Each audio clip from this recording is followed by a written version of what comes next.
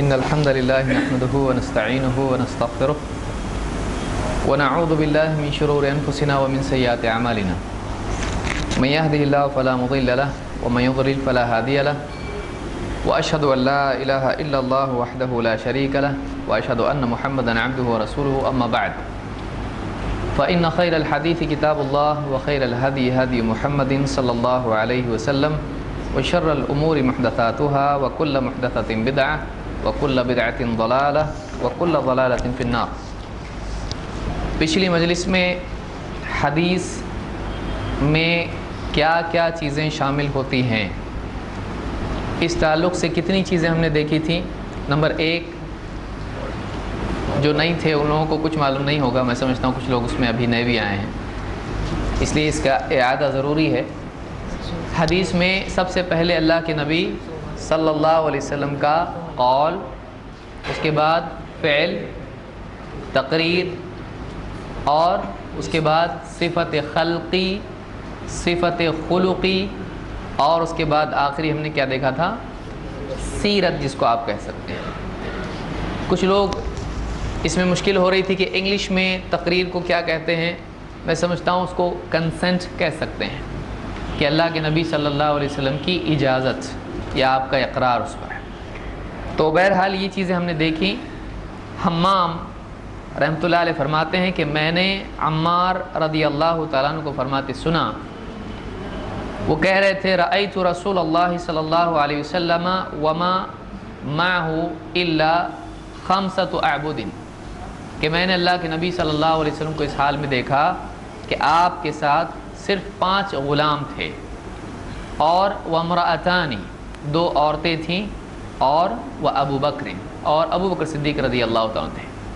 اس کو امام البخاری نے روایت کیا ہے، یعنی ایک زمانہ اللہ کے نبی صلی اللہ علیہ وسلم کا ایسا بھی تھا کہ آپ کے ساتھ بہت سے لوگ نہیں تھے، بہت تھوڑے لوگ تھے، 5 غلام، 2 عورتیں اور 1 آزاد، یعنی ابو بکر صدیق رضی اللہ تعالیٰ عنہ۔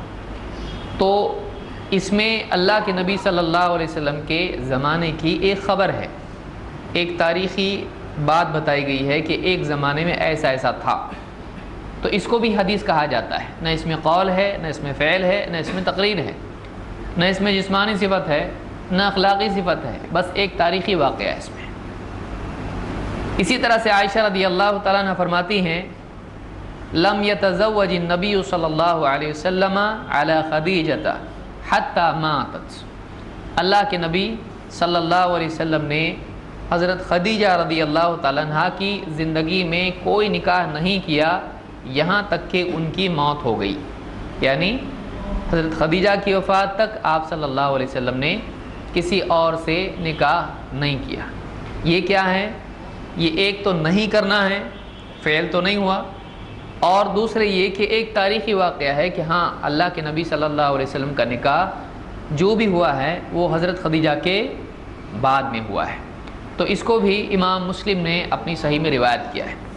تو چھٹی چیز جو ہم نے دیکھی وہ یہ کہ حدیث میں تاریخی چیز، سیرت، یا اسی طرح سے کوئی واقعہ اللہ کے نبی صلی اللہ علیہ وسلم کے زمانے کا، تو اس کو بھی کیا کہا جائے گا، اس کو بھی حدیث کہیں گے، وہ بھی حدیث میں آتا ہے۔ بلکہ اللہ کے نبی صلی اللہ علیہ وسلم کے آپ کو نبوت دیے جانے سے پہلے کا اگر واقعہ ہے وہ بھی حدیث میں آ سکتا ہے۔ مثال کے طور پر انس بن مالک رضی اللہ تعالیٰ فرماتے ہیں ان رسول اللہ صلی اللہ علیہ وسلم اتاہ جبریل وهو يلعب مع الغلمان، جبریل اللہ کے نبی، اللہ کے رسول صلی اللہ علیہ وسلم کے پاس آئے اور آپ صلی اللہ علیہ وسلم اس وقت بچوں کے ساتھ کھیل رہے تھے۔ فأخذه فصرعه، جبریل نے اللہ کے نبی صلی اللہ علیہ وسلم کو پکڑا اور لٹا دیا، طاقت سے اس طرح سے لٹا دیا۔ فشق عن قلبه فاستخرج القلب، آپ کا سینہ چاک کر دیا اور اس میں سے دل باہر نکالا۔ فاستخرج منه علقة، اور ایک خون کا کچھ حصہ اس میں سے نکالا دل میں سے۔ فقال هذا حظ الشیطان منك، اور کہا کہ یہ آپ میں شیطان کا ایک حصہ ہے، شیطان کا اثر اس کے ذریعے سے کچھ ہو سکتا ہے، ھذا حظ الشیطان منک، یہ آپ کے اندر شیطان کا ایک شیئر حصہ ہے۔ اور ثم غسلہ فی طست من ذہب بماء زمزم، اور اس دل کو لیا اور اس دل کو زمزم کے پانی سے ایک طشت میں دھویا۔ ثم لأمہ ثم اعادہ فی مکانہ، اور پھر اس دل کو ٹھیک ٹھاک کیا، صحیح کیا، ایڈجسٹ کیا، اور اس کے بعد میں اپنی جگہ پر واپس فٹ کر دیا۔ وجاء الغلمان یسعون الی امہ یعنی ضئرہ، بچے دوڑے دوڑے ساتھ میں کھیل رہے تھے، دوڑے دوڑے آئے، جو ماں تھی دودھ پلانے والی حلیمہ، ان کے پاس دوڑے آئے اور کہا قالوا ان محمدا قد قتل، آ کے کہنے لگے محمد کو مار ڈالا، محمد کو مار ڈالا۔ اب ظاہر بات ہے انہوں نے دیکھا ہے کہ پورا سینہ چاک کر دیا، دل بھی باہر نکال دیا ہے، بھاگے جو سیدھا وہ گھر پہ پہنچے۔ گھر پہ جانے کے بعد کیا کہا ان سے؟ محمد صلی اللہ علیہ وسلم کو، اس وقت میں تو نبی نہیں، بچے ہیں، چھوٹے بچے ہیں ابھی، تو کہا کہ ان محمدا قد قتل، محمد کو مار ڈالا گیا۔ فاستقبلوه وهو منتقع اللون، وہ سب کے سب گھر والے بھی دوڑے آئے اور دیکھا تو اللہ کے نبی صلی اللہ علیہ وسلم کا چہرہ اور آپ کا رنگ بالکل بدلا ہوا تھا۔ قال انس وقد كنت ارئی اثر ذلك المخيط في صدره، میں خود آپ کے صدر پر، سینے پر وہ جو سیا ہوا حصہ تھا، جو بنایا ہوا حصہ تھا، اس کو میں دیکھا کرتا تھا کہ ہاں یہاں سے سیا ہوا کچھ تو ہے، یہاں سے چیرا گیا تھا اور اس کو واپس سے صحیح کیا گیا ہے، تو اس کا اثر میں آپ کے سینے پر دیکھا کرتا تھا۔ تو بہرحال اس کو امام مسلم نے روایت کیا۔ یہ اوپن ہارٹ سرجری تھی اللہ کے نبی صلی اللہ علیہ وسلم کی، جو بچپن میں ہوئی، آپ کا سینہ چاک کر کے۔ اس سے وہ لوگ جو آج کل کے بہت سارے ہمارے ماڈرن پڑھے لکھے لوگ ہیں، وہ کہتے ہیں کہ قلب کا مطلب سینٹر ہوتا ہے، تو یہ دیکھیے یہ کون سا سینٹر ہے؟ ہمارے نزدیک قلب کیا ہوتا ہے؟ سینے میں ہوتا ہے، یہ دل کو کہتے ہیں۔ آدمی سوچتا ہے کہ سوچنے کی صلاحیت سر میں ہے یا سینے میں ہے، ہم کہتے ہیں کہ سوچنے کی صلاحیت آدمی کے سینے میں ہے۔ ہم سر کی نفی نہیں کرتے ہیں، ہم یہ نہیں کہتے سر نہیں سوچتا ہے، وہ اس کی مرضی، سوچے نہیں سوچے، لیکن حدیث میں کیا بتایا جا رہا ہے؟ دل آدمی کا سوچتا ہے، اور قرآن کی آیتیں ہیں، حدیثیں ہیں، سائنس بھی آج یہ بول رہا ہے۔ سائنس میں بھی آج لوگوں نے کتابیں لکھی اس پر اور بتایا کہ آدمی کے دل میں بھی نیورونز ہوتے ہیں اور اس کی وجہ سے دل بھی سوچتا ہے ایسا۔ تو سائنس بعض اوقات معلومات اس کی ادھوری ہوتی ہے، اس کی وجہ سے ہمارے بولنے والے حدیثوں کی تأویل، آیات کی تأویل کرنا شروع کر دیتے ہیں، اور تأویل دراصل ایک تحریف ہے اور وہ ایک انکار ہی کی صورت ہے۔ تو لہٰذا جو ہے حدیث میں مان لینا چاہیے۔ اگر نہیں سمجھ میں آ رہا انتظار کریں، تھوڑا ٹھہریں۔ بچپن میں جو چیز سمجھ میں نہیں آتی، جوانی میں آتی، جوانی میں نہیں آتی، بڑھاپے میں آتی ہے۔ تو حدیث اگر ہماری سمجھ میں نہیں آ رہی ہے، آیت ہماری سمجھ میں نہیں آ رہی، تو اس کا انکار نہیں کرنا چاہیے، یا اپنے دل سے کچھ بھی میننگ اس کے نہیں بتانا چاہیے، جو ہے وہ ہے۔ تو اس حدیث سے بات معلوم ہوئی کہ اللہ کے نبی صلی اللہ علیہ وسلم کا سینہ چاک کیا گیا اور دل اس میں سے نکالا گیا، تو اسی کو قلب کہتے ہیں۔ یہ سینٹر ہمارا ادھر ہوتا ہے، سینٹر ادھر نہیں ہوتا ہے۔ اسی طرح سے حدیث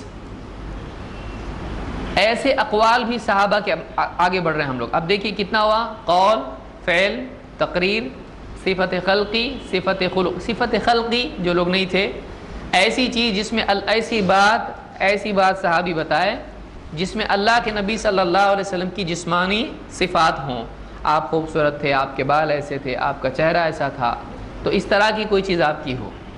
صفت خلقی، آپ اچھے اخلاق والے تھے، آپ حیا والے تھے، آپ یوں غصے والے تھے، جو بھی تھے، غلط بات پر آپ کو غصہ آتا تھا، آپ کے چہرے کا اثر، چہرے کا رنگ بدل جاتا، اس طرح کی کوئی بات ہے تو آپ کی یعنی اخلاقی صفات جو ہیں اس میں بیان ہو، یا اسی طرح سے سیرت ہو، یا بچپن کا واقعہ بھی اس میں حدیث میں آتا ہے جس میں تاریخی واقعہ کوئی بیان کیا گیا ہو۔ اسی طرح سے آپ آگے بڑھتے ہیں کہ صحابی کا قول بھی حدیث میں آتا ہے، اور کیسے آتا ہے ہم دیکھتے ہیں۔ مثال کے طور پر صحابی کوئی ایسی بات کہیں جو غیبیات سے متعلق ہو، غیب کی کوئی بات ہو، یا پچھلے زمانے کا کوئی واقعہ ہو بنی اسرائیل وغیرہ کا، یا قیامت کی خبر ہو، دجال کی خبر ہو، یا پچھلے نبیوں کا کوئی معاملہ ہو، تو پچھلا کوئی تاریخی واقعہ جو انسان کو بغیر وحی کے معلوم نہیں ہو سکتا ہے، دوسرا مستقبل کا کوئی واقعہ، فیوچر، پاسٹ یا فیوچر، یا کوئی ایسی خبر جو جنت، جہنم، قیامت وغیرہ سے متعلق ہو جو غیبیات میں ہے، یا اللہ کے بارے میں کوئی، فرشتوں کے بارے میں کوئی بات ہو، تو ایسی بات جو ایک آدمی وحی کے بغیر نہیں بتا سکتا ہے، ایسی بات اگر صحابی کہیں تو ایسی روایت کو کیا کہتے ہیں؟ یہ روایت اگرچہ موقوف ہے لیکن یہ مرفوع کے حکم میں ہے، اس کو بھی حدیث کہا جاتا ہے۔ مثال کے طور پر انس رضی اللہ تعالیٰ فرماتے ہیں الحجر الاسود من الجنہ، اس کو امام احمد اور نسائی نے روایت کیا ہے۔ امام احمد نے حضرت انس سے اور امام النسائی نے ابن عباس سے، اور شیخ الالبانی نے اس کو صحیح کہا ہے صحیح الجامع الصغیر میں۔ الحجر الاسود من الجنہ، حجر اسود، حجر اسود کیا ہے؟ اسود کالا، حجر پتھر، کعبہ میں جو پتھر لگا ہوا ہے جس کو جا کے لوگ چومتے ہیں، حجر اسود، یہ انس رضی اللہ عنہ کہتے ہیں کہ الحجر الاسود من الجنہ، حجر اسود جنت سے آیا ہے۔ اور دو اعتبار سے روایت آئی ہے۔ ابن عباس کی روایت ہے جو مرفوع ہے، آگے میں آؤں گا مرفوع موقوف کیا ہے۔ مرفوع ہے یعنی اللہ کے نبی صلی اللہ علیہ وسلم کا قول ذکر کر رہے ہیں، اور انس رضی اللہ تعالیٰ عنہ خود بتا رہے ہیں حجر اسود جنت سے ہے، تو یہ کس کی بات ہوئی؟ اب انس رضی اللہ تعالیٰ عنہ کی۔ لیکن کیا یہ کوئی انسان اپنے طور پر بول سکتا ہے؟ نہیں۔ کیسے معلوم پڑے گا جنت سے آیا؟ نبی کے بتائے بغیر معلوم پڑ سکتا ہے؟ نہیں۔ تو ایسی کوئی بات اگر صحابی کہتے ہیں کہ جو غیبیات میں سے ہو، تو ایسی چیز، ایسی روایت بھی مرفوع کے حکم میں ہوتی ہے، یعنی مرفوع ہی کی کیٹیگری اور مرفوع ہی کا پاور اور ویٹیج اس کا ہوگا، کیونکہ یہ اپنے دل سے انہوں نے بات کہی۔ آپ بول سکتے ہیں کہ ایک فرشتہ ایسا بھی ہے؟ نہیں بول سکتے ہیں، یا تو یہ جھوٹ ہے یا تو پھر کسی سے ایسے ذریعے سے سنا ہے جو معتبر ہے۔ تو صحابہ جھوٹ بولتے تھے؟ نہیں، صحابہ سب سے زیادہ معتبر لوگ تھے، اس لیے حدیث میں آپ نے کیا فرمایا؟ سب خیر الناس قرنی ثم الذین یلونہم ثم الذین یلونہم، پھر آپ نے کہا اس کے بعد ایسے لوگ آئیں گے کہ جو گواہی ایسی چیز میں بھی دیں گے جس میں وہ ان کے پاس سچ نہیں ہوگا، جھوٹ بولیں گے، جھوٹی گواہیاں دیں گے، بعد والوں کے بارے میں آپ نے بات کہی ہے۔ تو لہٰذا صحابہ سب سے سچے لوگ تھے، اللہ نے ان کی تعریف بھی کی ہے، اور اولئک هم الصادقون، اور بہت ساری باتیں اللہ نے ان کے بارے میں کہی، اللہ کے نبی صلی اللہ علیہ وسلم نے ان کے بارے میں کہا۔ تو الحجر الاسود من الجنہ اگرچہ حضرت انس کا قول ہے، لیکن یہ روایت چونکہ ایسی چیز کے بارے میں ہے جس میں آدمی اپنی رائے سے نہیں کہہ سکتا، اس کو کس میں شمار کیا جاتا ہے؟ مرفوع کے حکم میں، اگرچہ وہ مرفوع نہیں ہے لیکن مرفوع ہی کی طاقت اور قوت اس کے اندر ہے۔ میں آگے بتاؤں گا مرفوع کس کو کہتے ہیں، موقوف کس کو کہتے ہیں۔ اسی طرح سے صحابہ اگر کسی آیت کی تفسیر بیان کریں اور بتائیں کہ اس میں فلاں کی طرف اشارہ ہے، اس میں فلاں چیز کا ذکر ہے، وہ بھی چیز، وہ بھی روایت، وہ بھی قول مرفوع ہی کے حکم میں ہوتا ہے، وہ بھی حدیث کہلاتا ہے۔ مثال کے طور پر ابن عباس رضی اللہ تعالیٰ عنہ کہتے ہیں اس آیت کے بارے میں جو اللہ نے نازل کی، اللہ نے فرمایا الذین بدلوا نعمت اللہ کفرا، الذین بدلوا نعمت اللہ کفرا، اور وہ لوگ جنہوں نے اللہ کی نعمت کے بدلے کفر کیا، ناشکری کی، اللہ کی نعمت کے بدلے ناشکری کی۔ الذین بدلوا نعمت اللہ کفرا، جنہوں نے اللہ کی نعمت کو ناشکری سے بدل دیا، یعنی کہ انکار کیا، ناشکری کی۔ کہتے ہیں اس آیت کے بارے میں ابن عباس کہتے ہیں قال ہم واللہ کفار قریش۔ اب اس آیت میں وہ کون لوگ ہیں جنہوں نے اللہ کی نعمت کے بدلے میں ناشکری کی ہے؟ تو یہاں ہم کو نہیں معلوم، قرآن میں بہت سارے مجملات ہیں کہ اس میں آیا کہ فلاں ایسے ہیں، ایسے لوگ ایسے، کون لوگ، کس کے بارے میں بولا جا رہا ہے؟ تو ابن عباس کہتے ہیں یہ ہم واللہ، اللہ کی قسم، یہ لوگ جن کے بارے میں اس آیت میں بیان کیا جا رہا ہے یہ قریش ہیں. کون ہیں؟ قریش کے کفار ہیں. قریش میں جن لوگوں نے اسلام کا انکار کیا، اللہ کے نبی صلی اللہ علیہ وسلم کا انکار کیا، تو یہ لوگ ہیں، یہاں یہ مراد ہے. اس کے بارے میں عمرو کہتے ہیں، راوی ان کے بعد کے راوی ہیں، یعنی ابن عباس سے نیچے کے راوی ہیں، کہتے ہیں ہم قریش و محمد صلی اللہ علیہ وسلم نعمت اللہ. کہتے ہیں کہ یہاں مراد یعنی قریش مراد ہیں، اور یہاں جو نعمت ہے وہ نعمت اللہ کے نبی صلی اللہ علیہ وسلم ہے. تو وہ لوگ جنہوں نے اللہ کی نعمت کے بدلے ناشکری کی، وہ لوگ کون ہیں؟ قریش. اور نعمت کون ہے؟ اللہ کے نبی صلی اللہ علیہ وسلم. تو بعض اوقات آیات میں صحابہ کسی آیت کے ضمن میں بتاتے ہیں کہ فلاں آیت فلاں کے سلسلے میں نازل ہوئی، فلاں آیت میں مراد فلاں ہیں. تو اس طرح کا اگر کوئی قول صحابی کا ملتا ہے یہ بھی حدیث کہلاتا ہے، اس کو بھی حدیث کہیں گے. یہ بخاری کی روایت ہے، کتاب المغازی میں روایت آپ کو ملے گی. اسی طرح سے عائشہ فرماتی ہیں کہ انزلت هذه الآیۃ لا یؤاخذکم اللہ باللغو فی ایمانکم. یہ جو آیت ہے کہ اللہ تعالیٰ تمہاری لغو ایمان قسموں پر تمہاری پکڑ نہیں کرے گا. کہتے ہیں کہ فی قول الرجل لا واللہ وبلا واللہ. آدمی کہتا ہے نہیں، قسم سے نہیں، اللہ کی قسم نہیں، ہاں اللہ کی قسم، بلکہ ہاں بالکل یقیناً اللہ کی قسم. قریش میں یا عرب میں یہ عام معمول تھا اور آج بھی ہے، وہ واللہ کہنے کی ان کو عادت ہے. تو اس زمانے میں عام طور سے لوگوں کو یہ عادت تھی. ایک آدمی اپنی بات کہنے میں اس طرح سے واللہ کہہ کے اپنی بات کہتا تھا، تو اس میں مقصود قسم نہیں ہوتا تھا، نہ وہ جھوٹ ہوتا تھا. ہاں نہیں بولنے میں بھی قسم کھا کے آدمی کہتا تھا، ہاں قسم سے ہاں، نہیں قسم سے نہیں. تو آدمی اس میں وہاں مقصود حلف نہیں ہوتا تھا. ہاں نہ بولنے میں بھی آدمی کیا کرتا تھا؟ تاکید بڑھانے کے لیے اپنی بات کو قسم کھا کے کہتا تھا. تو اللہ تعالیٰ نے یہ آیت نازل کی کہ اللہ تعالیٰ یوں ہی جو قسمیں تمہاری زبانوں سے نکل جاتی ہیں ان پہ تمہاری پکڑ نہیں کرے گا. ہاں کسی مسئلے میں تم کسی بات کو سچ اور جھوٹ کے سلسلے میں قسم کھا کے کچھ کہتے ہو، اب اگر اس میں کچھ جھوٹ نکل آیا تو اللہ تعالیٰ تمہاری پکڑ کرے گا. یا اگر تم نے قسم کھا کے توڑ دیا اس کو تو پھر تم کو اس کا کفارہ دینا پڑے گا. اور ایک آدمی ہاں نام قسمیں کھائے تو یہ اس کا نہ کفارہ کے معاملہ ہے، اس کے ساتھ نہ کوئی جھوٹ کا معاملہ ہے. یعنی ایسا نہیں کہ اس میں مت جھوٹ مانا جائے گا، اس نے قسم توڑ دی یا کچھ اس طرح کی بات ہوگی. ہاں ہر اعتبار سے چاہے قسم کھائے یا نہ کھائے آدمی کو سچ ہی بولنا چاہیے. یہ مطلب نہیں کہ میں قسم کھا کے بولتا ہوں تو ہی سچ بولنا پڑے گا، اور قسم کے بغیر اگر بول رہا ہوں تو پھر چلو اچھا ہوا گنجائش نکل آئی، ایسا نہیں ہے. جھوٹ تو بولنا ہی نہیں ہے. لیکن یہاں پر قسم کے بارے میں، ایمان کے بارے میں، توڑنے نہیں توڑنے کے بارے میں یہ حکم نازل ہوا ہے. تو اس کو امام البخاری نے روایت کیا ہے. تو خلاصہ کلام یہ کہ اگر صحابی کوئی بات بیان کریں، دیکھیے 3 مثالیں ہم نے دیکھی. انس رضی اللہ تعالیٰ کی کس سلسلے میں؟ حجر اسود کے بارے میں. 2 ابن عباس، انہوں نے جن لوگوں نے اللہ کی نعمت کے بدلے ناشکری کی اس آیت کی طرف اشارہ کرتے ہوئے بتایا کہ کن لوگوں کا تذکرہ ہو رہا ہے.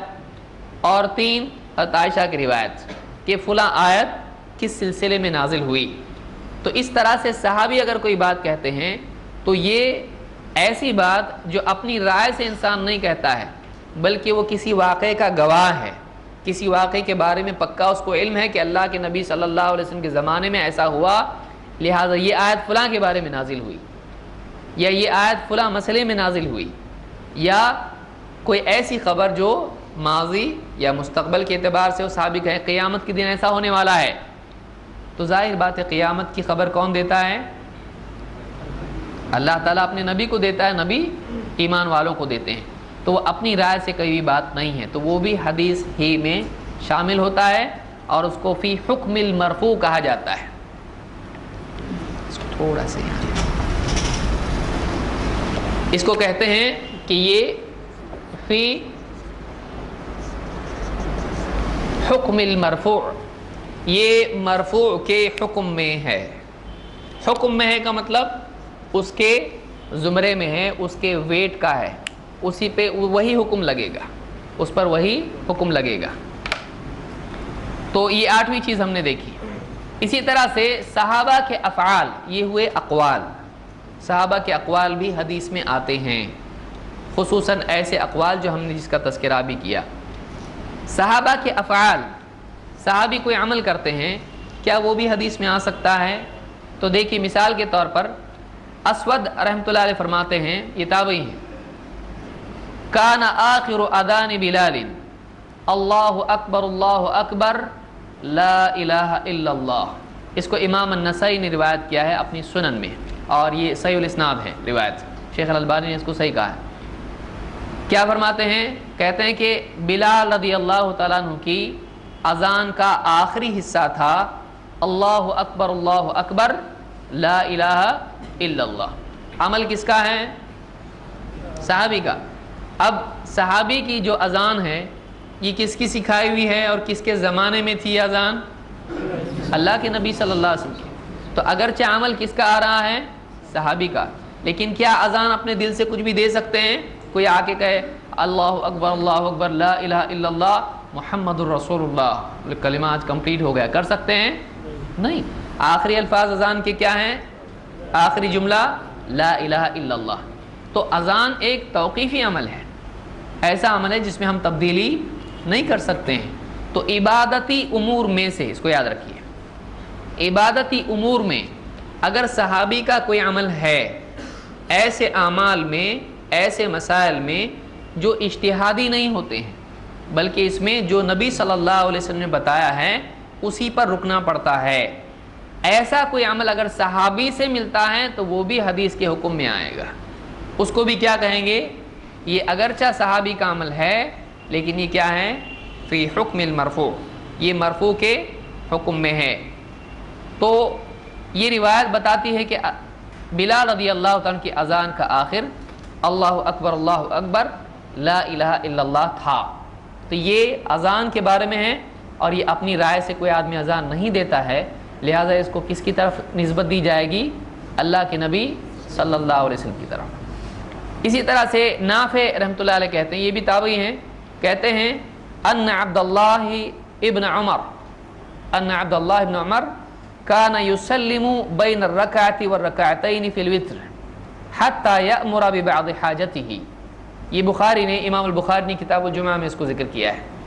عبداللہ ابن عمر رضی اللہ تعالیٰ عنہ وتر کی 1 اور 2 رکعتیں جو پڑھی جاتی ہیں، 3 رکعتوں میں 2 اور 1 کر کے، وتر کی 1 رکعت اور 2 رکعتوں کے درمیان سلام پھیرتے تھے، اور یہاں تک کہ اس وقفے میں وہ کسی بات کا اپنے خادم کو، گھر والوں کو حکم بھی دے دیا کرتے تھے۔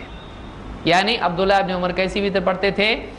2 رکعت پڑھتے تھے، پھر سلام پھیرتے تھے اور بچی ہوئی 1 رکعت پڑھتے تھے۔ تو 3 رکعت وتر کس طرح سے ہوتی تھی؟ 2 اور 1 کر کے۔ بعض بولتے ایک نماز تم 2 سلام سے کیسا پڑھ رہے؟ ایک نماز ہے تو ایک نماز 2 سلام سے ہو تو 2 نمازیں ہوئی، تو اس کو وتر ایک نیت کیا کریں گے پھر آپ لوگ کہ ہر مرتبہ کیا نیت کریں گے؟ تو ایک نماز ہے، ایک نماز کو آپ نے 2 کیسے کر دیا؟ تو ہم لوگ ان سے کہیں گے بھائی صاحب تراویح کی کتنی رکعت ہیں؟ تو آپ ایک ہی نماز آپ تراویح کی 20 پڑھ رہے ہیں، سمجھ میں آ رہی بات؟ نام ایک ہی ہے اس کا، لیکن رکعت کتنی ہیں؟ 2 کر کے 20 تک جا رہے ہیں۔ ہمارے یہاں کتنی ہیں؟ 8 ہیں، اور اس کے بعد 3 ہیں۔ تو ایک نام کی نماز کئی سلام سے نہیں پڑھی جا سکتی۔ تراویح پڑھتے ہیں نا، تو ایک ہی نام کی نماز کئی سلام سے پڑھ سکتے ہیں۔ تو بعض لوگ یہ کہتے ہیں کہ ایک نماز وتر آپ 2 سلام سے کیسا پڑھ رہے ہیں؟ تو آپ جب تراویح پڑھ سکتے ہیں تو ہم تراویح کا ایک حصہ کیوں نہیں پڑھ سکتے؟ پوری تراویح ہے نا، اس میں وتر بھی آتی ہے، تو جب پوری تراویح اتنی رکعتوں سے آپ پڑھ رہے ہیں اتنے سلاموں سے، تو ایک بیچاری وتر پڑھ لی تو کیا ہو جاتا ہے؟ تو ہم 3 رکعت کو 2 اور 1 کر کے پڑھتے ہیں، اپنی رائے سے نہیں، بلکہ ہم کو کس کا عمل مل رہا ہے اس میں؟ عبداللہ ابن عمر رضی اللہ تعالیٰ کا عمل ملتا ہے کہ 2 اور 1 رکعت میں وہ فصل کرتے تھے، یعنی سلام کے ذریعے سے اس کو الگ کرتے تھے۔ فصل کے معنی الگ کرنے کے ہیں۔ تو کان یسلم بین الرکعۃ والرکعتین فی الوتر حتی یأمر ببعض حاجتہ، یعنی سے بھی معلوم ہوتا ہے کہ وتر کی 2 رکعتوں کے بیچ میں اگر کوئی آدمی بات کر لیتا ہے تو کوئی مسئلہ نہیں. اب اس پہ کسی کو اعتراض ہے تو ہم کہیں گے تراویح کے بیچ میں بھی آپ جب کر سکتے ہیں تو ہم بھی کر سکتے ہیں. یہ الزامی جواب ہے، ورنہ ہمارے لیے اتنی دلیل کافی ہے. صحابی سے یہ چیز ہم کو مل رہی ہے. یہ کیا ایسی چیز ہے جو دنیا داری کے معاملات میں ہے؟ نہیں، یہ عبادتی امور میں سے ہے. اور عبادات میں اپنے دل سے کچھ کر سکتے ہیں؟ نہیں. یہ ہم کو سمجھتا ہے، صحابی کو نہیں سمجھتا تھا، ہم سے زیادہ سمجھتا تھا. ہم کو سمجھانے والے تو وہی ہیں. لہذا صحابہ کا ایسا کوئی عمل ملتا ہے جو عبادتی امور میں سے ہو، اگر وہ نبی صلی اللہ علیہ وسلم سے اس کو نہ بھی جوڑیں تب بھی وہ کیا ہے؟ دین میں دلیل ہوتا ہے. تو اس کو جو ہے غیر توقیفی امور کہتے ہیں. یہ توقیفی امور کہتے ہیں. توقیفی یہ وقفہ سے ہے. وقف لازم قرآن میں آپ جانتے ہیں نا، وقف کے معنی کیا ہے؟ رکنا. تو توقیفی معاملہ دین میں وہ ہوتا ہے جس میں اجتہاد کی گنجائش نہیں، جیسا ہے ویسا ہی کرنا پڑے گا. کیا ہم یہ مشورہ کر سکتے ہیں گھر میں بیٹھ کے کہ سورہ فاتحہ کی کتنی آیتیں پڑھنا چاہیے نماز کے اندر؟ کر سکتے ہیں اس بارے میں طے کہ پوری مسجد میں سب بیٹھ کے میٹنگ ہو رہی ہے کہ ہم کتنی نماز ظہر کی پڑھیں؟ کر سکتے ہیں. کتنی رکعتیں پڑھیں؟ کر سکتے ہیں 3 4 5. زمانہ بہت لوگ بگڑ رہے ہیں اور فجر کی نماز 2 ابھی کافی نہیں ہے. بگاڑ کے لیے، اب اصلاح کے لیے کیا کرنا پڑے گا؟ اتنی نمازوں سے اصلاح نہیں ہو رہی ہے، لہٰذا ایک وقت کی نماز اور بڑھانا چاہیے. کر سکتے ہیں. چلو میٹنگ کر کے تہجد کو بھی فرض کر دیا. کر سکتے ہیں ہم لوگ. کیوں نہیں کر سکتے ہیں؟ یہ توقیفی معاملہ ہے. جیسا ہے اس پہ رکنا ہے، اپنی طرف سے اس میں کچھ بھی تبدیلی نہیں کر سکتے ہیں. تو ایسے معاملات میں صحابہ کا کوئی عمل اگر ہم کو ملتا ہے تو ہم یہ مانتے ہیں کہ یقیناً انہوں نے اس کو اللہ کے نبی صلی اللہ علیہ وسلم سے ہی لیا ہوگا، کیونکہ یہ توقیفی معاملہ ہے، وہ اپنی رائے سے نہیں کرتے تھے، لہٰذا اس کو بھی دلیل مانا جائے گا. اسی طرح سے صحابہ سے کوئی عمل ایسا ملتا ہو جو یہ بتا رہا ہو کہ یہ عمل اگر انہوں نے کیا ہے اور اس صحابہ کہیں کہ ہم ایسا کرتے تھے اللہ کے نبی صلی اللہ علیہ وسلم کے زمانے میں، تو اس کو بھی اگرچہ وہ چیز دیکھیں 2 صورتیں ہیں. ایک تو یہ کہ جیسے ہم نے پچھلی روایت دیکھی، اللہ کے نبی صلی اللہ علیہ وسلم کے سامنے ایک آدمی نے نماز پڑھنی شروع کی. آپ نے کہا فجر کی تو 2 ہی رکعتیں ہیں. آپ کو یاد ہوگا روایت ہم نے پڑھی تھی، اس میں آپ صلی اللہ علیہ وسلم کا دیکھنا ہے، مذکور ہے، آپ نے دیکھا ہے ایک آدمی کو پڑھتے ہوئے. لیکن اگر روایت ایسی ہو کہ صحابی یوں کہیں کہ اللہ کے نبی صلی اللہ علیہ وسلم کے زمانے میں ایسا ہوتا تھا، ہم ایسا کرتے تھے، اس میں تذکرہ نہیں ہے کہ اللہ کے نبی صلی اللہ علیہ وسلم کے سامنے عمل ہو رہا ہے، وہ تذکرہ اس میں نہیں ہے. لیکن اس کو بھی تقریر کے حکم میں لیا جائے گا یا نہیں؟ لے سکتے ہیں؟ نہیں نا؟ یہاں اختلاف ہو رہا ہے، اختلاف امت رحمہ، یا اس میں کچھ درمیانی رائے کوئی نہیں نکالی جائے اختلاف کو ختم کرنے کے لیے؟ اس کو بھی تقریر میں لیا جا سکتا ہے. جیسے کہ مثال کے طور پر معاذہ کہتی ہیں سألت عائشہ، آگے میں سمجھاتا ہوں کیسے لیں گے. سألت عائشہ فقلت ما بال الحائض تقضی الصوم ولا تقضی الصلاۃ. کہتی کہ میں نے حضرت عائشہ سے پوچھا کہ ایک حائضہ عورت حیض کی حالت میں مینسز میں جو ہوتی ہے، وہ عورت روزے کی قضا کرتی ہے لیکن نماز کی قضا نہیں کرتی، ایسا کیوں؟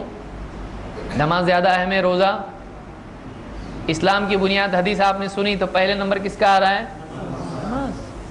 اور وہ تو 5 ٹائم کی دن میں اتنا اہم ہے. روزہ تو سال میں ایک بار ہے 30 دن، وہ بھی کبھی 29 بھی ہو جاتے ہیں. تو کیا وجہ ہے کہ ایک حائضہ عورت روزوں کی قضا کرتی ہے لیکن نماز کی قضا نہیں کرتی؟ فقالت احروریۃ انتی، حضرت عائشہ نے سے پوچھا کہ کیا تم حروریہ ہو، یعنی کیا تم خارجی ہو جو صرف قرآن کرتے ہیں؟ اس زمانے میں ایسے لوگ تھے صرف قرآن. تو کہا کہ کیا تم حروریہ ہو؟ قلت لست بحروریۃ ولکنی اسأل. انہوں نے کہا کہ نہیں، میں حروریہ نہیں ہوں، بلکہ میں تو بس پوچھ رہی ہوں، میں معلوم کرنا چاہتی ہوں کہ کیوں ایسا۔ قالت کان یصیبنا ذلک، عائشہ نے فرمایا کہ ہم کو حیض کی حالت پیش آتی تھی، فنؤمر بقضاء الصوم ولا نؤمر بقضاء الصلاۃ، تو ہم کو حیض کے سلسلے میں روزوں کی قضا کا حکم دیا جاتا تھا، لیکن نماز کی قضا کا حکم نہیں دیا جاتا تھا۔ یعنی اس زمانے میں عورتوں کو حیض اگر آتا تھا اس وقت وہ نماز اور روزہ رکھتی تھی کہ نہیں رکھتی تھی؟ رکھتی تھی تو قضا کا مسئلہ ہی نہیں آئے گا، رکھ کے پھر قضا ڈبل تو نہیں رکھتی تھی، اسی لیے تو قضا کا مسئلہ آیا۔ یعنی عورتوں کو قضا کرنا ہی کرنا ہے، لیکن کس چیز کی قضا کرنا ہے؟ کہا کہ ہم کو حکم کس چیز کا دیا گیا؟ روزوں کی قضا کرو، لیکن نماز کی قضا کا حکم نہیں دیا گیا۔ حکم دینے والے کا ذکر یہاں پر ہے نہیں ہے، لیکن یہاں پر معلوم ہے کہ حکم دینے والا کون تھا؟ تو اب یہ اس زمانے کی بات بعد میں کر رہے ہیں، اس میں نہیں کہ میں فلاں سامنے تھی اللہ کے نبی صلی اللہ علیہ وسلم کہ آپ نے دیکھا اور آپ نے یوں کہا، اس میں کچھ نہیں ہے، اس میں اس زمانے کی طرف اشارہ ہے کہ اس زمانے میں ایسا ہوتا تھا، تو عورتیں اس زمانے میں نماز کی قضا نہیں کرتی تھیں۔ ہم کو حکم ہی نہیں دیا، ہم کو حکم دیا گیا نماز کی قضا کا نہیں، چھوڑنے کے لیے کہا گیا، یہی وجہ ہے کہ قضا ہے کہ نہیں ہے، تو اس وقت میں نہیں پڑھنا ہے، لیکن بعد میں اس کی قضا ہے کہ نہیں؟ نماز کی قضا نہیں، ہم کو پڑھنے کے لیے کہا ہی نہیں، تو نہیں پڑھتی تھی، اس پہ اقرار باقی رہا۔ تو یہ بھی اس زمانے کی طرف اگر اشارہ ہو کہ ہم اللہ کے نبی صلی اللہ علیہ وسلم کے زمانے میں ایسا کرتے تھے یا ہم کو ایسا حکم دیا جاتا تھا، تو اس صورت میں وہ بھی حدیث میں شامل ہوتا ہے، اس کو بھی تقریر فی حکم المرفوع کہا جاتا ہے، وہ بھی مرفوع کے حکم میں ہے۔ اس کو امام البخاری اور مسلم دونوں نے روایت کیا ہے۔ اسی طرح سے جابر بن عبداللہ رضی اللہ عنہ کہتے ہیں کنا اذا صعدنا کبرنا واذا نزلنا سبحنا، صحابہ اپنا ماضی کا زمانہ بتائیں اور ماضی کی خبر دیں کہ ہم اللہ کے نبی صلی اللہ علیہ وسلم کے زمانے میں ایسا کرتے تھے، وہ بھی حدیث میں شامل ہوتا ہے۔ جیسے یہاں پر حضرت جابر کیا کہہ رہے ہیں کہ ہم جب اونچائی پر چڑھتے تو تکبیر کہتے، اور جب پہاڑ وغیرہ سے نیچے اترتے تو تسبیح کہتے ہیں۔ کبرا سبحا، کبرا اللہ اکبر کہنا، یا سبحا تسبیح سبحان اللہ کہنا ہے۔ تو صحابہ کیا کریں، ہم جب پہاڑ پہ اونچائی پہ جاتے تو تکبیر کہتے، جب اتران پر ہوتے تو کیا کہتے؟ سبحان اللہ۔ تو ہم ایسا کرتے تو یعنی ہم سب کے سب کا یہ معمول تھے، تو کب کی بات بتا رہے ہیں؟ تو صحابہ کا پچھلا دور نبی صلی اللہ علیہ وسلم کا زمانہ ہے، تو ایسی روایت جس میں نبی صلی اللہ علیہ وسلم کا تذکرہ ہے یہاں پر نہیں ہے، لیکن چونکہ وہ اس دور کی طرف اشارہ کر رہے ہیں جو اللہ کے نبی صلی اللہ علیہ وسلم کا ہے، یہ بھی حدیث میں آتا ہے۔ عمل کس کا ہے؟ صحابہ کا، لیکن یہ بھی حدیث میں آئے گا۔ تو یہ چیزیں ہم نے اس میں دیکھی، تو کل ملا کے کتنی چیزیں ہوئیں؟ بہت زیادہ ہو رہا نا، پلک جھپکنے میں 2 پوائنٹ نکل جا رہے ہیں۔ 10 باتیں ہم نے دیکھی، کون گنا سکتا ہے کوئی؟ نمبر 1، ٹھیک ہے، ہم اس کو یہاں پر لکھ لیتے ہیں۔ یہ بھی بول رہا ہے بس لکھو مت کچھ۔ 1 ہوا قول، 2 فعل، 3 تقریر، یہ ہو گیا۔ اب اس کے بعد صفت خلقی، 5 صفت خلقی، سیرت، پھر ٹھیک ہے میں یہاں لکھتا ہوں، اس کو آپ کو یاد رہے گا، سیرت۔ پھر اس کے بعد کیا آیا؟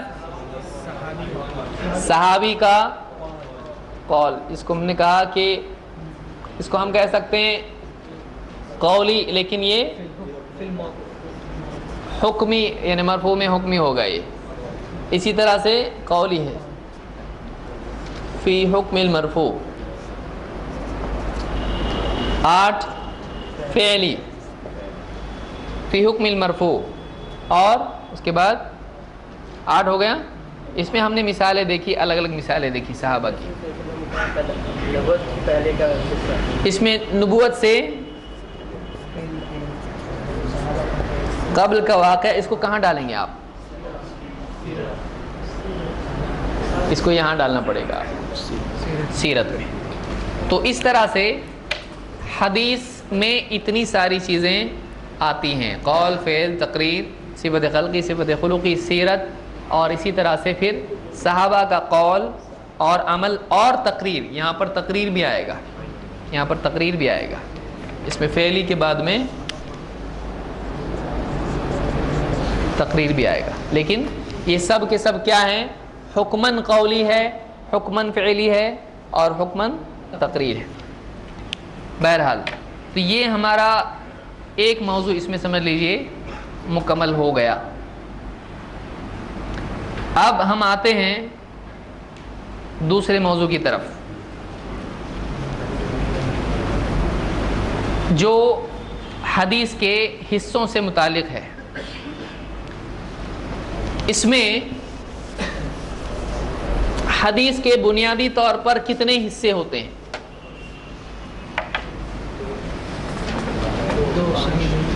ہم نے حدیث سنی، اس کے حصے کہاں سے آج پہلی بار سن رہے ہیں. 5. الحمدللہ اتنا زیادہ علم. 2 ہوتے ہیں مقبول غیر مقبول. دیکھیے اب ہم کو سمجھنا ہے کہ قسمیں، حصے اور بہت ساری چیزیں اس میں آئیں گی. حدیث کے 2 حصے ہوتے ہیں بنیادی طور پر. ایک ہوتا ہے پہلا حصہ سند، اور دوسرا حصہ ہوتا ہے متن. حصہ کا مطلب پارٹ. تو ایک ہوتا ہے سند اور دوسرا ہوتا ہے متن. جیسے مثال کے طور پر میں ایک حدیث بتاتا ہوں، اس میں ہم دیکھیں گے سند کیا ہے اور متن کیا ہے. امام البخاری اپنی صحیح میں فرماتے ہیں حدثنا محمد ابن بشار قال حدثنا شعبہ قال حدثني ابو التیاح عن انس بن مالک عن النبی صلی اللہ علیہ وسلم قال یسروا ولا تعسروا وبشروا ولا تنفروا. امام البخاری نے کتاب العلم میں یہ حدیث بیان کی، حدیث نمبر 69. کیا ہے امام بخاری کیا کہہ رہے ہیں؟ حدثنا محمد ابن بشار، ہم سے حدیث بیان کی محمد ابن بشار نے. انہوں نے کہا قال، یعنی کس نے کہا؟ محمد ابن بشار نے کہا. حدثنا یحییٰ ابن سعید، ہم سے حدیث بیان کی یحییٰ ابن سعید نے.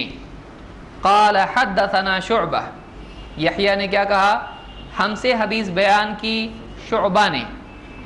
قال حدثني ابو التیاح، شعبہ نے کہا ہم سے حدیث بیان کی ابو التیاح نے. عن انس بن مالک، انہوں نے انس رضی اللہ تعالیٰ عنہ سے نقل کیا. عن النبی صلی اللہ علیہ وسلم، انہوں نے اللہ کے نبی صلی اللہ علیہ وسلم سے روایت کیا. کیا روایت کیا؟ اللہ کے نبی صلی اللہ علیہ وسلم نے فرمایا قال یسروا ولا تعسروا وبشروا ولا تنفروا. آسانی پیدا کرو، تنگی مت پیدا کرو، مشکل مت بناؤ. وبشروا ولا تنفروا، اور رغبت دلاؤ، نفرت مت دلاؤ. یعنی دعوت جب دو گے، دین سکھاؤ گے، آسان کر کے سمجھاؤ، مشکل کر کے کنفیوز مت کرو. دو، لوگوں میں رغبت پیدا کرو، ان کے اندر ہاں والی کیفیت پیدا کرو. ریپلجن ان کے اندر نفرت مت دلاؤ ان کو. ایسا نہیں ہو کہ تمہاری بات سے لوگوں کو نفرت ہو، ایسا نہیں ہونا چاہیے. تو اس حدیث میں آپ دیکھیں گے کہ امام البخاری کس سے نقل کر رہے ہیں؟ محمد ابن بشار سے. اس میں نام ہم دیکھتے ہیں. ایک محمد ابن بشار، یہاں سے شروع کرتا ہوں اس کو. محمد ابن بشار وہ نقل کر رہے ہیں یحییٰ ابن سعید سے. وہ ذکر کر رہے ہیں حدیث کو شعبہ سے، شعبہ روایت کر رہے ہیں ابو طیاح سے، وہ روایت کر رہے ہیں اس کو حضرت انس سے، انس ابن مالک، اور وہ روایت کر رہے ہیں اللہ کے رسول صلی اللہ علیہ وسلم سے۔ تو اب یہ یہاں کون ہے؟ امام البخاری، کیا نام ہے ان کا؟ محمد ابن اسماعیل۔ یہ روایت کر رہے ہیں محمد ابن بشار سے، یہ روایت کر رہے ہیں یحییٰ ابن سعید سے، یہ روایت کر رہے ہیں شعبہ سے، یہ روایت کر رہے ہیں ابو طیاح سے، یہ روایت کر رہے ہیں انس ابن مالک سے، اور یہ روایت کر رہے ہیں اللہ کے رسول صلی اللہ علیہ وسلم سے۔ اب تک اصل بات آئی نہیں، کیا روایت کر رہے ہیں؟ وہ متن ہے، ٹھیک ہے؟ تو یہ جو حصہ ہے یہ کیا ہے؟ سند ہے۔ بعض لوگ صرف صحابی کا نام اس کو کہتے سند بتاؤ، یعنی صحابی کا نام بتاؤ، تو ان کو لگتا ہے اتنی سند ہے۔ سند کیونکہ کتابوں میں عام طور سے سند نہیں ذکر کی جاتی ہے، تو وہ سمجھتے ہیں صحابی کا نام، کوئی حوالہ اور سند میں گڑبڑ کرتے ہیں۔ وہ سمجھتے ہیں کہ سند بیان کرنے کا مطلب حوالہ ہے، حوالہ الگ چیز ہے، ریفرنس الگ چیز ہے، کس کتاب میں ہے یہ حوالہ ہے۔ سند کس راوی نے کس سے نقل کیا ہے، پورا سلسلہ، اس کو کیا کہتے ہیں؟ اس کو چین کہتے ہیں، جیسے ہم لوگ چین آف نریٹرز۔ تو راویوں کا سلسلہ، اس کو کیا کہتے ہیں؟ سند۔ تو اصل بات تو اس میں ہوتی ہی نہیں ہے، اصل بات اس کے بعد میں آئے گی کہ ان سب نے جو بات نقل کی ایک دوسرے سے وہ کیا ہیں، وہ الفاظ کیا ہیں؟ یسروا ولا تعسروا وبشروا ولا تنفروا۔ تو اصل جو میٹر ہے، جو نیوز ہے، جو کنٹینٹ جس کو آپ کہتے ہیں، جو اصل بات ہے، جو خبر ہے، چاہے وہ قول ہو یا واقعہ ہو یا جتنے ہم نے دیکھے ابھی ایسا ایسا ہے، اس میں ہم نے سند بیان کی نہیں۔ اس سے پہلے جتنی روایتیں میں نے ذکر کی، کیا اس میں میں نے سند بیان کی؟ نہیں۔ میں نے کتابوں کا حوالہ دیا، کوئی آدمی دیکھنا چاہے اس کتاب میں سند پا سکتا ہے۔ تو اس حصے کو کیا کہتے ہیں؟ سند۔ امام بخاری نے محمد بن بشار سے، انہوں نے یحییٰ بن سعید سے، انہوں نے شعبہ سے، انہوں نے ابو طیاح سے، انہوں نے انس بن مالک سے، انہوں نے اللہ کے نبی صلی اللہ علیہ وسلم سے۔ تو آدمی یہاں تک ہی تھک جائے گا، اسی لیے لوگ کیا بولتے ہیں؟ قرآن بس ہو گیا ہم کو، کہ کون کرے گا اتنا سب؟ تو کرنے والے کر سکتے، آپ کو کون بولا کرنے کے لیے؟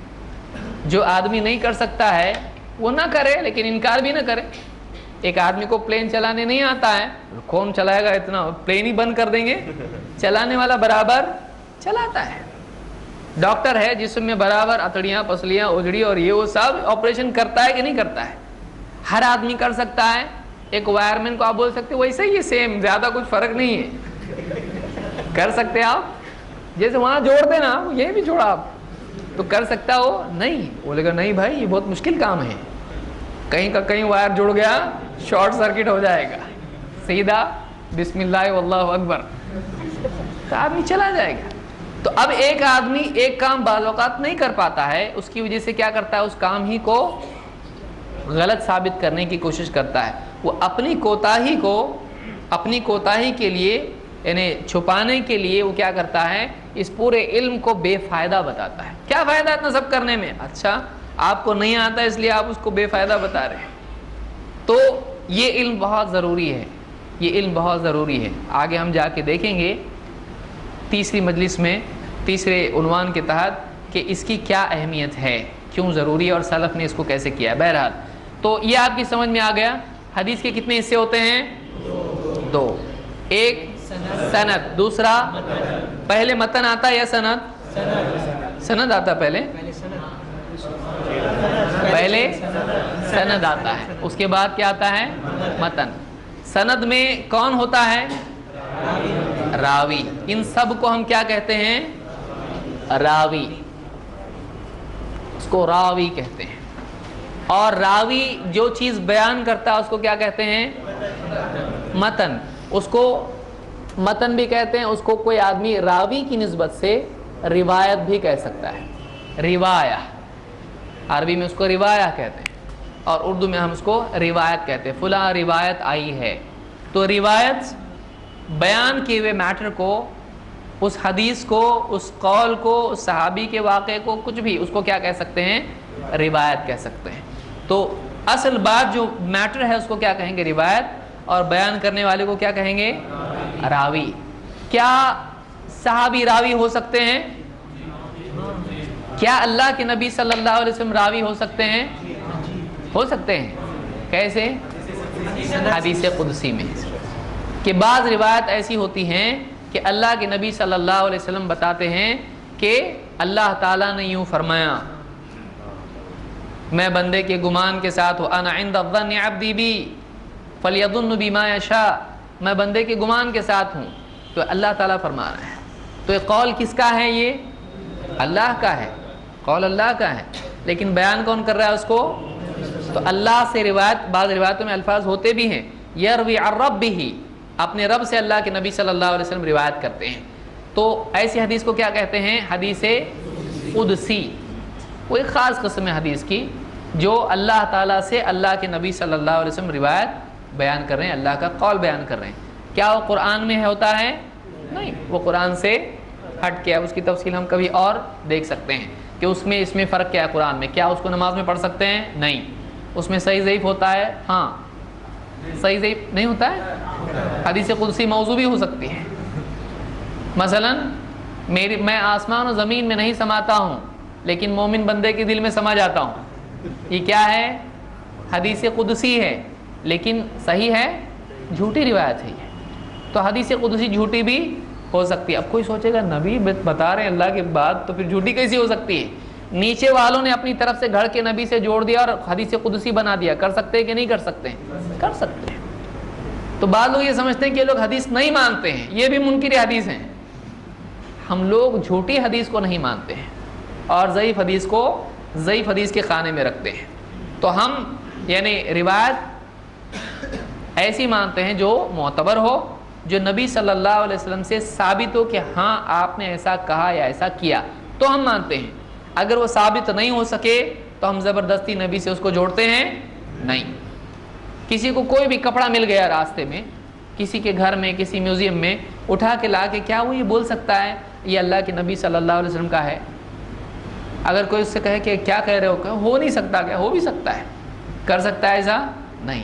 جب تک کہ یقین نہ ہو کہ واقعی یہ نبی کی چیز ہے، وہ نبی سے جوڑ سکتا ہے اس کو؟ نہیں۔ اسی طرح سے اس سے زیادہ اہمیت اس بات کی ہے کہ کوئی بات جو نبی صلی اللہ علیہ وسلم کی نہ ہو، نبی سے جوڑ رہا ہے، کتنی بڑی غلط بات ہوئی ہے۔ تو بہرحال یہ ہم نے دیکھا کہ یہ سند اور متن دو حصے ہوتے ہیں۔ اب ہم دیکھتے ہیں نسبت کے اعتبار سے۔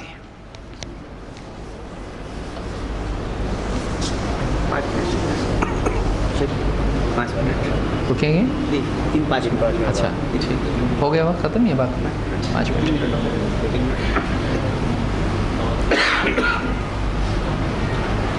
آگے بڑھنے سے اچھا ہم رکے رہیں اور کچھ اس بارے میں دیکھیں۔ جیسے حدیث کے سند کے تعلق سے، سند میں روات ہوتے ہیں، راوی کی جمع کیا ہے؟ راوی، اس کی جمع یا عربی میں اس کو راوین کہتے ہیں۔ راوی اس کی جمع ہے روات۔ تو ایک راوی، کبھی ایسا بھی ہوتا ہے کہ ایک حدیث کو ایک ساتھ کئی راوی بیان کرتے ہیں۔ مثال کے طور پر امام مسلم کہتے ہیں حدثنا ابو بکر ابن ابی شیبہ، ہم سے ابو بکر ابن ابی شیبہ نے روایت بیان کی، و ابو قریب، اور ابو قریب نے بھی۔ تو کبھی محدث ایسا کرتا ہے کہ مجھ سے فلاں نے اور فلاں نے روایت بیان کی، اور کہتا ہے واللفظ لابی بکر، اور لفظ ابو بکر کے ہیں۔ اس کو اچھے سے سمجھے، اور الفاظ کس کے ہیں؟ ابو بکر کے ہیں۔ قال حدثنا ابو اسامہ، دونوں نے کہا کہ ہم سے ابو اسامہ نے روایت بیان کی، عن برید ابن عبداللہ، انہوں نے روایت کی برید ابن عبداللہ سے، عن ابی بردہ، انہوں نے ابو بردہ سے، عن ابی موسیٰ، انہوں نے ابو موسیٰ سے، ابو موسیٰ اشعری، قال کان رسول اللہ صلی اللہ علیہ وسلم اذا بعث احدا من اصحابہ فی بعض امرہ، اللہ کے رسول صلی اللہ علیہ وسلم اپنے کسی کام سے، کسی ذمہ داری کے ساتھ جب لوگوں کو بھیجتے، کسی صحابی کو بھیجتے، قال بشروا ولا تنفروا، वयस्सिरू वला तुअस्सिरू, आसानी पैदा करो, खुशखबरी दो, नफ़रत न दिलाओ, और आसानी पैदा करो, तंगी पैदा ना करो। तो इस रिवायत में कई बातें हमको और मिली। बात वही है, रिवायत वही है, असल मतन वही है, लेकिन इमाम मुस्लिम क्या कहते हैं, हमसे इब्न अबी शैबा ने और अबू कुरैब ने रिवायत बयान की, और लफ्ज़ किसके हैं, अबू बकर के हैं। तो आपने कभी किताब जब हदीस की आप पढ़ेंगे तो आपको उलमा इस तरह से ज़िक्र करते हैं कि ये रिवायत बुखारी में भी है और मुस्लिम में भी है, और अल्फाज मुस्लिम के हैं। अब कोई आदमी कहे कि अल्फाज नबी के हैं, ये क्या कह रहे हैं, ये मुस्लिम के हैं। अल्फाज किसके कह रहे हैं, कह रहे हैं कि अल्फाज किसके हैं, वल्लफ्ज़ु लि अबी बकर, का मतलब ये है कि ये लफ्ज़ जो है, इस लफ्ज़ से हदीस बयान करने वाला कौन है, अबू बकर इब्न अबी शैबा या इमाम मुस्लिम या फ़लाँ हैं। तो इस तरह से जब निस्बत की जाती है कि अल्फाज बुखारी के हैं, अल्फाज नसई के हैं, तो रिवायत कई एतबार से आती है। एक ही बात मुख्तलिफ रावी थोड़े बहुत फ़र्क के साथ बयान करते हैं, उसमें इशारा किया जाता है कि ये अल्फाज फ़लाँ यानी मुहद्दिस के हैं, ये अल्फाज बुखारी के हैं, ये नसई के हैं, ये इस तरह से हैं। तो इमाम मुस्लिम ने इसी तरह से यहाँ पर कहा है, और इसका पस मंज़र बयान किया जो हम इंशाअल्लाह आगे देखेंगे।